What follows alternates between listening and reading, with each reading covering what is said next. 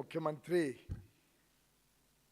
मेरे बड़े भाई माननीय श्री भूपेंद्र भाई पटेल जी, मेरे मित्र श्री विश्वकर्मा जी जो उद्योग का क्षेत्र गुजरात में बहुखूबी देख रहे हैं, केंद्र सरकार में स्पेशल सचिव के रूप में गति शक्ति भी और इंडस्ट्रियल पार्क्स का काम देखने वाले मेरे सहयोगी माननीय अमृतलाल मीना जी, गुजरात के additional additional chief secretary Shri Rajkumar ji, यहाँ पे इतनी बड़ी संख्या में उपस्थित उद्योग जगत से जुड़े हुए सभी जाने माने महानुभाव, मीडिया के मित्रों, भाइयों और बहनों, मेरे लिए बड़ा सौभाग्य का दिन है कि जन्माष्टमी अभी कल हमने सबने बड़े उत्साह, बड़े उमंग के साथ मनाई है। और गुजरात की तो जन्माष्टमी कुछ अलग ही विशेष रहती है। भगवान कृष्ण का और गुजरात का तो नाता ही कुछ विशेष है। मुझे लगता है भूपेंद्र भाई अगली बार मुझे द्वारका जरूर बुलाइएगा जन्माष्टमी के टाइम। पर आप सबको जन्माष्टमी के शुभ अवसर पर बहुत बहुत शुभकामनाएं।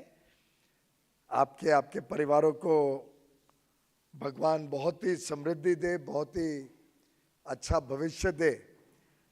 साथ ही साथ मैं गुजरात के सभी लोगों को बधाई भी देना चाहूँगा। जिस प्रकार से आज़ादी का अमृत महोत्सव गुजरात में मनाया गया, मैं समझता हूँ शायद ही कोई घर रहा होगा, शायद ही कोई फैक्ट्री, दुकान, दफ्तर रहा होगा जहाँ पे हमारा प्यारा तिरंगा नहीं फहरा रहा था। और जिस उत्साह और उमंग के साथ ये आज़ादी का अमृत महोत्सव पूरे देश ने माननीय प्रधानमंत्री नरेंद्र मोदी जी के नेतृत्व में मनाया, इसका जो संदेश पूरे विश्व में गया है, भारत की एकता का, भारत के एकजुटता का, भारत के आने वाले भविष्य में किस प्रकार से विश्व शक्ति बनने का संकल्प और मजबूत हुआ है। जो 5 प्रण माननीय प्रधानमंत्री नरेंद्र मोदी जी ने लाल किले के प्राचीर से इस देश को दिए हैं, मैं समझता हूं अब दुनिया की कोई ताकत भारत को विकसित देश बनने से रोक नहीं सकती। और उस विकसित देश के निर्माण में आप सब भाइयों बहनों का बहुत बड़ा योगदान रहेगा। और आने वाले अमृत काल में जब हम अगले 25 वर्ष की कल्पना करें, मैं समझता हूं उद्योग जगत, उद्योग से जुड़े हुए पूरा इकोसिस्टम और प्रगतिशील प्रदेश गुजरात जैसे एक बहुत अहम भूमिका निभाएंगे भारत के अमृत काल में और भारत को विकसित बनाने में। प्रधानमंत्री नरेंद्र मोदी जी का तो आप सबका सानिध्य शायद मेरे से भी ज़्यादा लंबा रहा है। आप सबका सौभाग्य रहा है कि गत 2 से अधिक दशकों से माननीय प्रधानमंत्री जी का आशीर्वाद, उनका मार्गदर्शन, उनका आप सबके साथ मिलना जुलना रहने के कारण मैं समझता हूँ गुजरात बहुत भाग्यशाली रहा है। यहाँ की जो अलग अलग नीतियाँ हैं, यहाँ पे जिस प्रकार से इंफ्रास्ट्रक्चर डेवलप हुआ, जिस प्रकार से अलग अलग उद्योग जगत के साथ नीतियाँ बनी, अभी जगदीश भाई पोर्ट्स के बारे में बता रहे थे। आखिर ये अधिकांश इन पोर्ट्स का जो प्रगति हुई वो माननीय प्रधानमंत्री जी के कार्यकाल में हुई, जब वो यहाँ पे कारोबार यहाँ के सरकार चलाते थे। जिस प्रकार से यहाँ पे अलग अलग उद्योग नीतियाँ आई, जिस प्रकार से अभी माननीय मुख्यमंत्री श्री ने बताया, अभी सेमीकंडक्टर की पॉलिसी शायद देश में और कोई प्रदेश की इतनी एडवांस्ड, इतनी मॉडर्न और इतनी प्रोग्रेसिव पॉलिसी सेमीकंडक्टर की आज तक किसी ने नहीं निकाली। आईटी ये क्षेत्र में भी अब गुजरात इस नई पॉलिसी के साथ मेरा मानना है बहुत तेज गति से विकास करेगा। ऐसे ही जो अलग अलग इंडस्ट्रियल पार्क्स की कल्पना गुजरात ने की है, हाल में ही टेक्सटाइल के लिए भी माननीय प्रधानमंत्री जी के नेतृत्व में हमने 7 मेगा टेक्सटाइल पार्क पीएम मित्र स्कीम द्वारा मंजूर करने का जब निर्णय लिया, तो जो गुजरात का प्रपोजल आया वो मैं समझता हूँ पूरे देश में सभी प्रपोजल्स को, और हमने बड़े बिना कोई भेदभाव के बड़े क्लिनिकली अधिकारियों ने उसको असेस किया। टेक्सटाइल मिनिस्ट्री के अधिकारियों ने उसको बड़े प्रोफेशनली अलग अलग मापदंड पे उसको, जब सभी सातों कुछ करीब 13 प्रपोजल आए थे जिसमें से हमें 7 चुनने हैं, सबको असेस किया, तो जो नवसारी का प्रपोजल था गुजरात का वो नंबर 1 रैंकिंग में आया। It was the best proposal. अब मेरे पास वो अधिकार तो है नहीं कि मैं आज अनाउंस कर सकूं, पर इसका अंदाजा आप लगा सकते हैं कि अगर गुजरात का प्रपोजल इतना अच्छा आया तो वो दर्शाता है कैसे गुजरात तेज गति से अलग अलग क्षेत्र में विकास करने के लिए प्रतिबद्ध है, विकास करने का काम कर रहा है। धोलेरा की बात देखें तो धोलेरा में सिर्फ मात्र अब जो डेवलपमेंट हुआ है, गुजरात ने वो कल्पना लेके काम नहीं किया। लगभग 22 स्क्वायर किलोमीटर का क्षेत्रफल, पूरा एक आगे का 2-3 दशकों तक कैसे धोलेरा में विकास हो सके उसकी कल्पना को लेके ये पहला चरण धोलेरा का अब चालू हुआ है। इसके लिए भी अब नया नेशनल हाईवे बन रहा है 6 लेन का, जो अहमदाबाद से धोलेरा को कनेक्ट करेगा। एक अंतरराष्ट्रीय एयरपोर्ट का काम भी बहुत तेज गति से धोलेरा में चल रहा है। शायद 2024 में दोनों ये प्रोजेक्ट्स शुरू हो जाएंगे। और धोलेरा में अपने आप से जो इंफ्रास्ट्रक्चर की प्लानिंग हुई है, जो मैं बाहर देख भी रहा था, जिस प्रकार से हर एक यूटिलिटी पहले से पर्याप्त मात्रा में, चाहे बिजली हो, पानी हो, वाटर रिसाइकल करके यूज करना हो, कॉमन एफ्लुएंट ट्रीटमेंट प्लांट हो, प्लान्ड सिटी के रूप में जो धोलेरा की कल्पना की गई है, मैं बधाई देना चाहूंगा भूपेंद्र भाई आपको, जगदीश भाई आपको और आपकी पूरी टीम को इस दूरदर्शी सोच के लिए। और ये जो धोलेरा स्पेशल इन्वेस्टमेंट रीजन का मैं आगे विचार करता हूं, जिस प्रकार से मैं अगर एक थोड़ा बहुत भविष्य में क्रिस्टल बॉल गेजिंग करूं, तो clearly I can see Dholera becoming one of the world's biggest and best manufacturing industrial zones. और मुझे कोई संदेह नहीं है जिस प्रकार से गुजरात प्रगति कर रहा है, धोलेरा उससे भी तेज गति से आगे चल के प्रगति करेगा। मुझे बताया गया है कि शायद ये विश्व का पहला प्लैटिनम रेटेड इंडस्ट्रियल पार्क बनेगा। अपने आप में ये भी आप सबके लिए बहुत खुशी की बात है। और मैं समझता हूँ चाहे वो ईज ऑफ डूइंग बिजनेस हो, कॉस्ट ऑफ डूइंग बिजनेस हो, मैन्युफैक्चरिंग को कंपेटिटिव करने के लिए इकोसिस्टम को सरल बनाने की बात हो, हर एक विषय में गुजरात बहुत तेज गति से प्रगति कर रहा है। हाल में ही हम रेगुलरली स्टेट्स की स्टार्टअप इकोसिस्टम की भी रैंकिंग करते हैं, उसमें भी गुजरात टॉप ऑनर्स के साथ निकला था। साथ ही साथ जब हम गुजरात के बारे में देखते हैं तो एक गुजरात के धरती में ही कुछ कमाल है, और गुजरात के लोगों में एक जो एंटरप्रेन्योरियल स्पिरिट है, जो एक उद्यमिता के प्रति एक लगाव है, उससे भी मैं समझता हूं कि गुजरात का भविष्य बहुत उज्जवल है।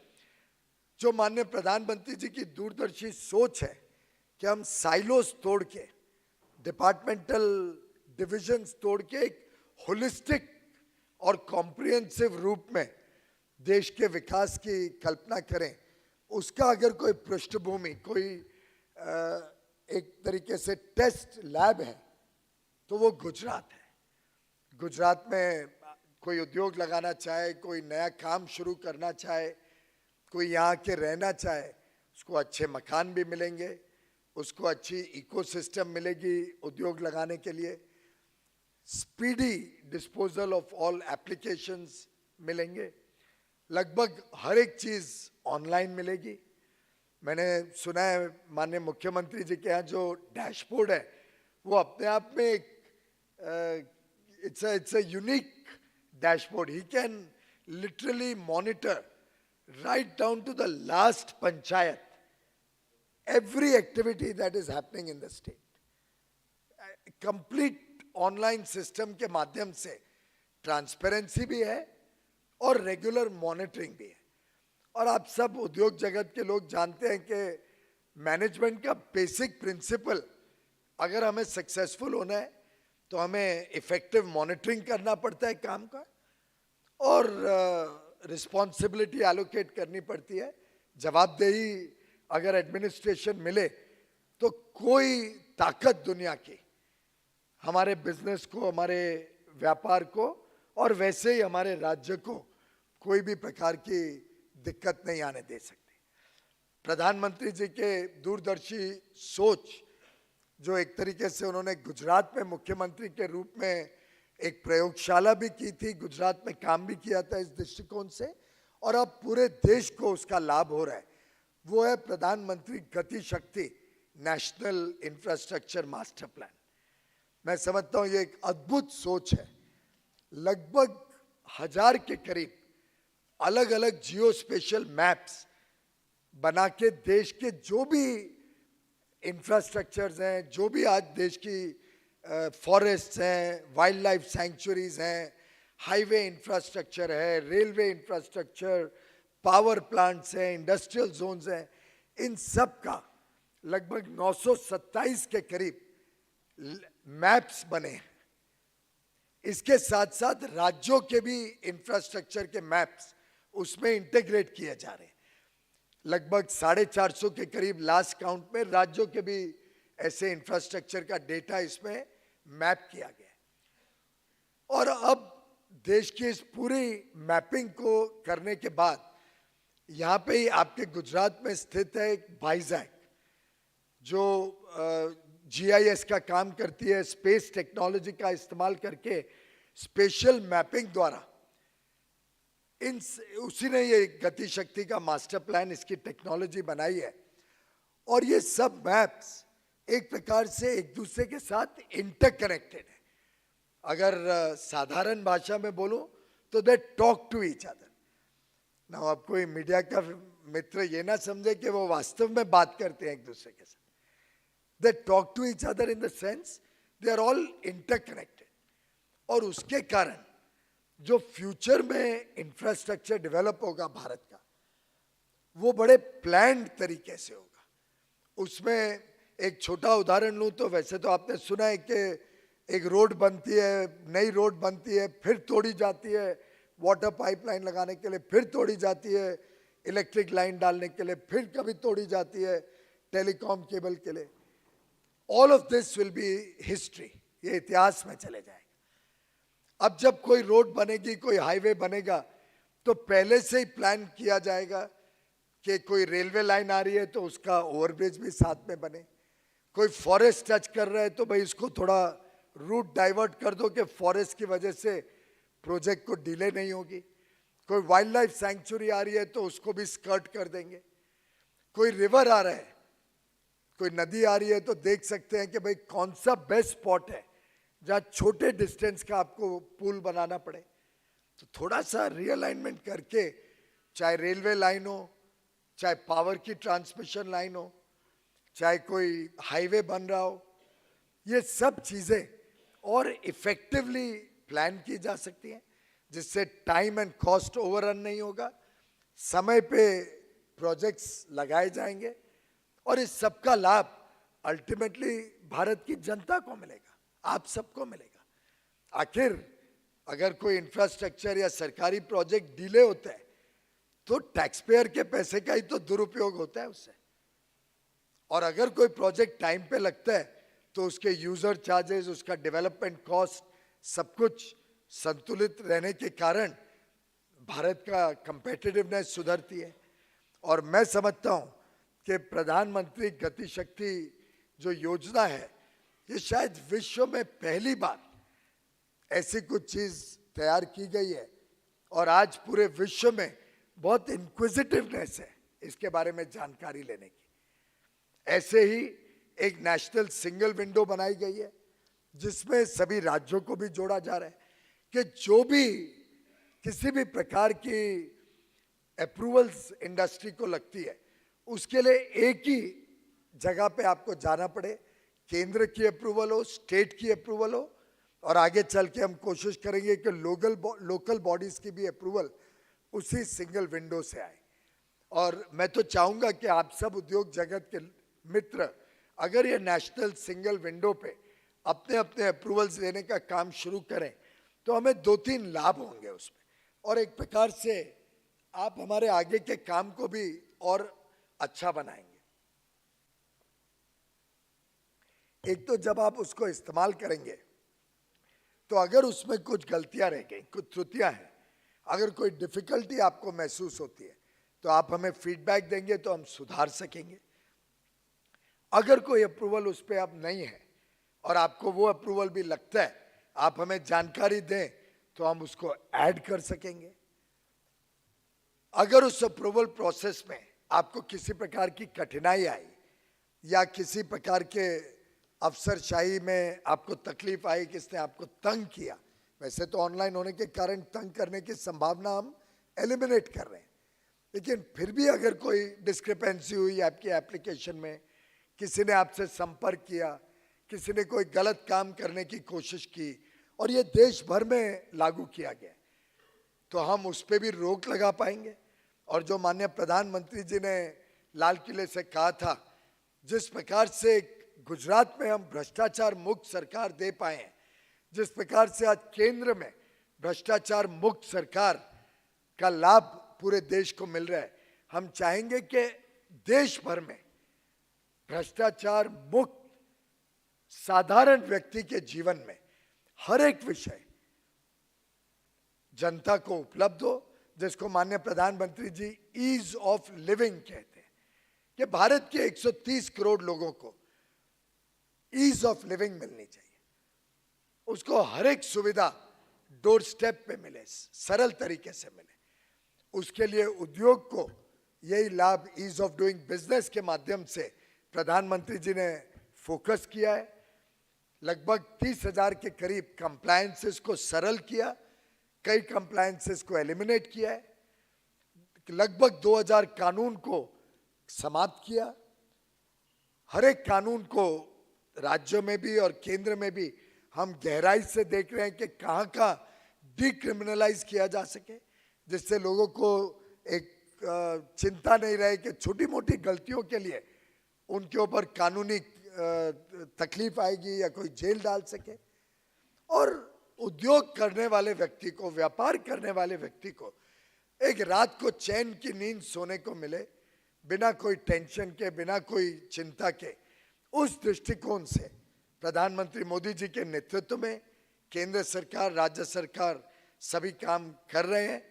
मेरा विश्वास है, जैसे आज 75,000 भारत में स्टार्टअप्स हमारे विभाग में रजिस्टर हुए हैं, 75वें आज़ादी के अमृत महोत्सव में 75,000, लेकिन जिस तेज गति से आए हैं ये 75,000 मात्र 6 साल में नए स्टार्टअप्स, नई टेक्नोलॉजी के साथ, इनोवेटिव आइडियाज के साथ देश में चालू हुए हैं, तैयार हुए हैं। लाखों युवा युवती इसमें जुड़े हैं, लाखों लोगों को रोजगार मिल रहा है, इससे इकोसिस्टम बढ़ रहा है, जिससे बड़ी मात्रा में काम के अवसर बढ़ रहे हैं। मैं समझता हूँ ये सभी जो काम किए जा रहे हैं, ये एक प्रकार से देश को एक औद्योगिक शक्ति बनाने के लिए अहम भूमिका करेंगे। और उसी श्रेणी में धोलेरा, जिसकी कई सारी जानकारियां आज अधिकारियों ने भी दी, माननीय जगदीश भाई ने भी उसका जिक्र किया। और जो मेरे दृष्टिकोण से जिस प्रकार से platinum rated greenfield smart city विश्व की पहली बनने जा रही है, वो एक मिसाल बनेगी। आगे आने वाले दिनों में अलग अलग राज्य धोलेरा अपनी टीम भेजेंगे देखने के लिए कि इसमें कैसे इतना चमत्कारिक काम हुआ है। कैलाश जी भी यहाँ बैठे हैं, इन्होंने तो शायद पहले दिन से धोलेरा के साथ आप जुड़े रहे हो, right from the planning stage, the initial stage of land acquisition. मैं आपको भी बधाई देना चाहूंगा और सभी गुजरात के अधिकारी बधाई के पात्र हैं जिन्होंने ये इकोसिस्टम क्रिएट किया कि आज देश और विश्व से लोग भारत में आके और गुजरात में विशेषकर आके काम करना चाहते हैं। मुझे बताया गया सेमीकंडक्टर की भी कई टीम्स ऑलरेडी यहाँ पे इंटरनेशनल टीम्स आके गई हैं कि हम यहाँ पे अपना सेमीकंडक्टर फैक्ट्री लगाना चाहते हैं। तो मैं समझता हूँ आगे आने वाले दिन बहुत ही आप सब खुशनसीब हैं कि गुजरात जैसे विकास से प्रेरित प्रदेश में हैं, उद्योग कर रहे हैं और नए लोग गुजरात आके अपना व्यापार करें, अपना उद्योग लगाएं। उसके लिए धोलेरा जैसी स्मार्ट सिटीज़ का बहुत बड़ा रोल रहेगा। माननीय मुख्यमंत्री जी और मैं अभी चर्चा कर रहे थे, शायद जल्द ही एक नई सरप्राइज और मुख्यमंत्री जी प्रदेश को देने जा रहे हैं। एक मोस्ट मॉडर्न इंडस्ट्रियल पॉलिसी जो माननीय मुख्यमंत्री जी जिस पे काम कर रहे हैं वो भी इस प्रदेश में जल्दी आने जा रही है। इसी प्रकार से माननीय मुख्यमंत्री जी का मुझे आदेश था कि एक एक्सपोर्ट के दृष्टिकोण से निर्यात कैसे गुजरात से और बढ़े। वैसे शायद देश का सबसे अधिकांश जिन 2-3 प्रदेशों से निर्यात होता है वो आज भी गुजरात है, पर इसको कैसे और तेज गति से बढ़ाएं, क्योंकि हम सब जानते हैं कि अगर विश्व में देखें तो विकसित देश अंतर्राष्ट्रीय बाजार में जब अपना माल भेजते हैं, जब इंटरनेशनल ट्रेड में अपना शेयर बढ़ाते हैं, तभी देश विकसित होते हैं। तो आगे आने वाले दिनों में हम एक डेट तय करेंगे जिसमें निर्यात के ऊपर फोकस्ड एक आप सबके साथ और पूरे प्रदेश के उद्योग और व्यापार जगत से लोगों के साथ एंगेज करेंगे। निर्यात के क्षेत्र में क्या करना चाहिए, केंद्र ने, राज्य ने, किस प्रकार से हम आपको सहयोग कर सकते हैं कि निर्यात भी देश का तेज गति से बढ़े। माननीय प्रधानमंत्री जी के मार्गदर्शन से और उनकी निगरानी में बहुत क्लोज मॉनिटरिंग करके 200 मिशंस विश्व भर में जो भारत के हैं उनके साथ एंगेज करके, और ऑफ कोर्स उद्योग जगत का तो सबसे बड़ा रोल रहा। पिछले वर्ष 50 लाख करोड़ का निर्यात भारत से हुआ, which is an all time high. It's a record $675 billion. अब हम कल्पना कर रहे हैं कि आने वाले 7-8 सालों में इसको 675 को बढ़ा के हमको $2 ट्रिलियन तक भारत का निर्यात करना है। $1 ट्रिलियन यानी 75-80 लाख करोड़ सर्विसेज में, सेवा क्षेत्र में, और 75-80 लाख करोड़ गुड्स का एक्सपोर्ट, मर्चेंडाइज एक्सपोर्ट। अब ये बड़ा लक्ष्य 150 लाख करोड़ यानी 3 गुना आज के एक्सपोर्ट को हमें बढ़ाना है, और उसके लिए मैं आप सबका सहयोग भी चाहूँगा, आप सबका इन्वॉल्वमेंट, आप सबका एक्टिव पार्टिसिपेशन, और उसके लिए राज्य और केंद्र सरकार जो आवश्यक हो करने के लिए तैयार है। हम तत्पर हैं। लॉजिस्टिक्स कॉस्ट को भी कम करने के लिए तेज गति से काम चल रहा है। नेशनल लॉजिस्टिक्स पॉलिसी भी जल्दी आने वाली है। फ्री ट्रेड एग्रीमेंट्स के लिए माननीय प्रधानमंत्री जी बहुत फोकस्ड काम कर रहे हैं। आपने सुना होगा उनके नेतृत्व में मात्र 88 डेज में, 88 दिन में भारत और यूएई के बीच फ्री ट्रेड एग्रीमेंट हुआ। दुनिया का, पूरी दुनिया का फास्टेस्ट अगर कोई एफटीए बना है तो भारत और यूएई के बीच ओनली इन 88 डेज। ऐसे ही प्रधानमंत्री जी के नेतृत्व में ऑस्ट्रेलिया और भारत के बीच भी कॉम्प्रिहेंसिव इकोनॉमिक पार्टनरशिप एग्रीमेंट हुआ, जिसको इंडस एकता के नाम से हमने करार दिया है। India Australia economic cooperation and trade agreement. मैं समझता हूं वास्तव में विकसित देशों के साथ भारत एकता के संबंध बढ़ाए, यूनिटी बढ़ाए। वो ऑस्ट्रेलिया में प्रचलित हो गया Indus unity agreement, they call it the unity agreement. तो मैं समझता हूं माननीय प्रधानमंत्री जी ने जो बात देश के समक्ष रखी थी, जो 5 प्रण रखे थे, उसमें एकता और एकजुटता का भी एक प्रण रखा था। ये एकता और एकजुटता भारत में तो एक प्रकार से हर घर तिरंगा के साथ प्रधानमंत्री जी ने विश्व को संदेश दिया ही है, लेकिन साथ ही साथ जो विश्व में प्रधानमंत्री जी की बढ़ती हुई छवि है, आज अगर आप विश्व की लीडर्स के लिस्ट देखें तो माननीय प्रधानमंत्री जी एकदम one of the tallest leaders in the world today.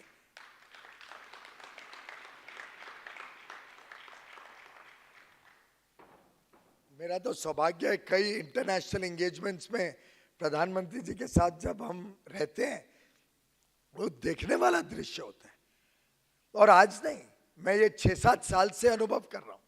चाहे वो 2015 में पेरिस का COP21 एग्रीमेंट का जो कॉन्फ्रेंस थी क्लाइमेट चेंज की, जिसमें प्रधानमंत्री ji was the hero of that conference. ऐसे ही हाल में जब G20 की मीटिंग हुई रोम में, मैं आपको कल्पना नहीं दे सकता हूं किस प्रकार से एक के बाद एक विश्व का नेता प्रधानमंत्री जी से चर्चा वार्तालाप करने के लिए उत्साहित था। और G7 की मीटिंग का जो अभी अभी हुई है कुछ महीने पहले, उसका तो आपने फोटोज और दृश्य देखा ही, कैसे प्रधानमंत्री जी के नेतृत्व को, और वास्तव में अब G7 के मेंबर्स ना होते हुए प्रधानमंत्री जी को विशेष निमंत्रित किया।